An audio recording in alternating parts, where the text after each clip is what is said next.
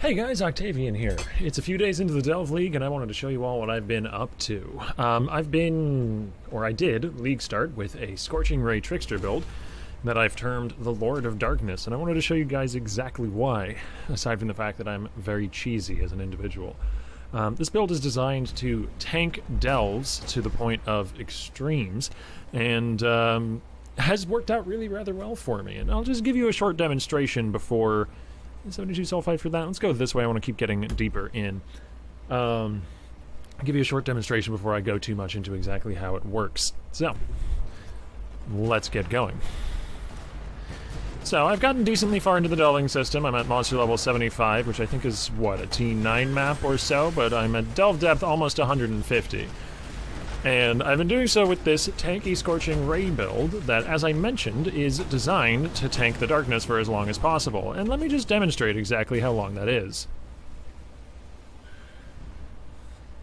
As you can see, I can sort of just kind of live out here for a while. Now, there are ways to tank it even longer than that require things like being a Slayer with knockback or reverse knockback Cyclone with life gained on hit. But I wanted a build that could just passively tank it without any necessity for mobs at all. Just walking out here and being able to wander around and loot everything and pick up everything at my leisure without, you know, having to have a bunch of memes going on with monsters on me all the time.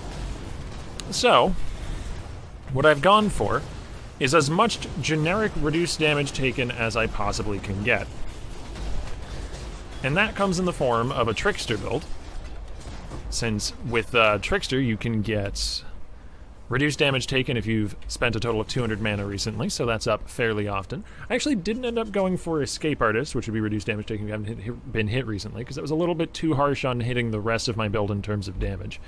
I've gone for a Kintsugi, which is 20% less damage taken if you have not been hit recently, and an Unshattered Will, which while channeling will occasionally grant you a buff that makes you take 20% less damage. These all are additives, so that means if all the buffs are up, I'm taking 46% less global damage from everything all the time, no matter what.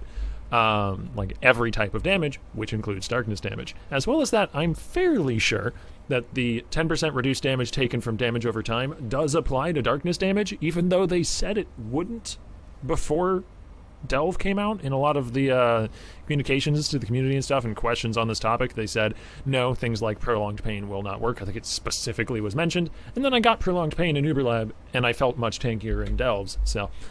I don't know. That's a bit of tinfoil hat going on there. Maybe it works, maybe it doesn't. But either way, the finished product is very much tanky and very much capable of going out into the darkness for long periods of time to get loot. Now, the next question then becomes whether or not that's worth it. And, maybe? As I've gotten deeper down into the delves, they've felt better and better in terms of loot, and the loot off to the sides has given me more and more returns. I've gotten things like Gilded Fossils a few times, which are worth roughly 20 chaos each if you just sell them to other people, or you can gamble on them and maybe get lucky and get an Exalt or even some Mirror Shards. I've gotten some other fossils that are usable, and I've crafted a few jeweled foils with them, tried to make some good stuff, haven't had success yet, but maybe that's still coming. And I've gotten a lot of just boxes with currency. At higher level delves, I get sextants really often from boxes, and those are where most of the money that I've made from this comes from. So, it's been a lot of fun. I hope you enjoyed this little overview of the build. Other than what I just mentioned earlier with all the fancy reduced damage taken effects, really it's just kind of a Trickster with Scorching Ray. I'm using a Balefire for damage because it gives a good amount of damage early on for very cheap.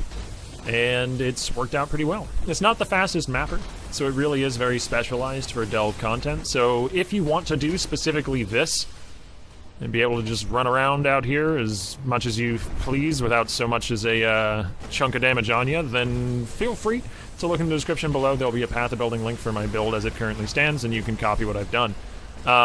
If you want a really good build that will get high levels and will, you know, kill Shaper really quickly and will do all of the traditional things that builds are judged by, probably this isn't the best one for you. It's not terrible. It has okay map clear. It is very tanky, actually. Turns out when you stack a bunch of reduced damage taken, that makes you take less damage from most things. It's pretty good in that regard, but really it's not the fastest nor the highest single target.